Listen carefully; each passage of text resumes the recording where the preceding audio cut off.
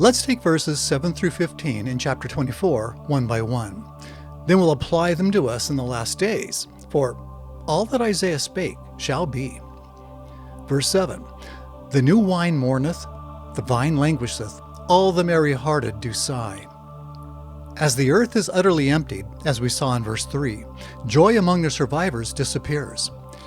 Anciently, people celebrated each new vintage of wine, but now only grief and mourning fill their hearts. Even the vineyards themselves have died because of drought and warfare.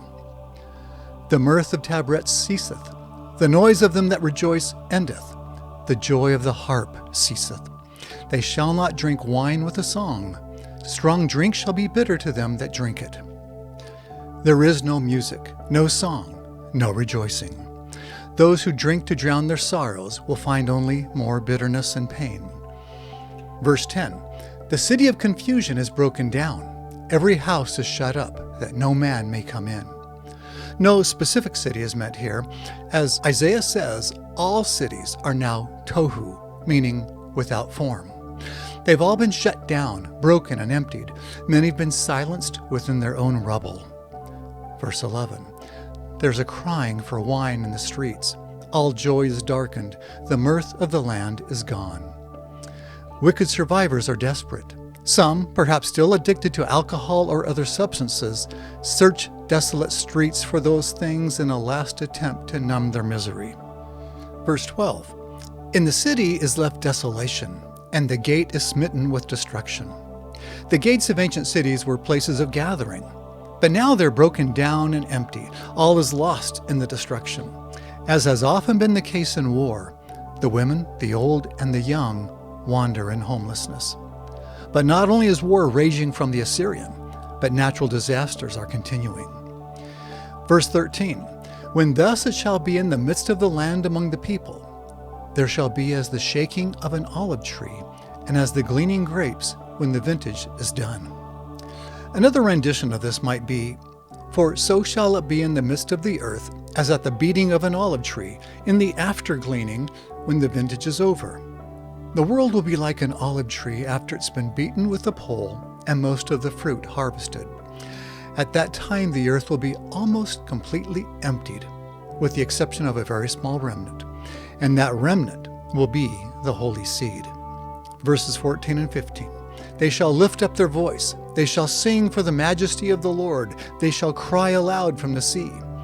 Wherefore glorify ye the Lord in the fires, even the name of the Lord God of Israel in the isles of the sea. This has not occurred yet, but will in the last days. In the midst of utter desolation, the righteous remnant will sing for joy, for they are saved both temporally and spiritually, and they will now personally experience the Lord's love and majesty. Notice that Isaiah sees many of these people afar off in the isles of the sea. This actually helps us to understand his statement about the Lord in the fires. The word fires is probably a scribal error. The Hebrew word for fires is similar to the Hebrew word for islands.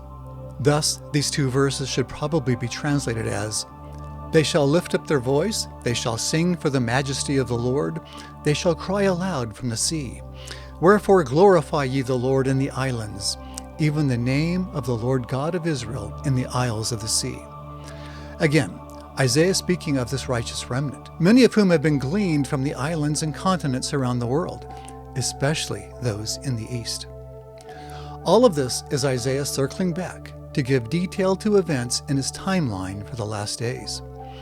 Initially, devastation will occur among the covenant people, as we see in chapters 2 through 5. But the holy who are led out early by the hand of God will escape much of the suffering, and they will soon build up Zion. After that, a further gleaning will be overseen by the servant of Christ and 144,000 anointed high priests, 12,000 from each tribe. They will go to every nation, kindred, tongue, and people on earth. And as the righteous are found and led to Zion, they will come with songs of joy. As Isaiah tells us, And the ransomed of the Lord shall return, and come to Zion with songs and everlasting joy upon their heads. They shall obtain joy and gladness, and sorrow and sighing shall flee away.